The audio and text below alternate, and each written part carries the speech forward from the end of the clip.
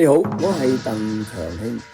我龍獅團獲得邀請，將會喺6月20號星期六上晝9點半，為菲律賓節 Pinoy Festival 嘅開幕禮舞龍舞獅。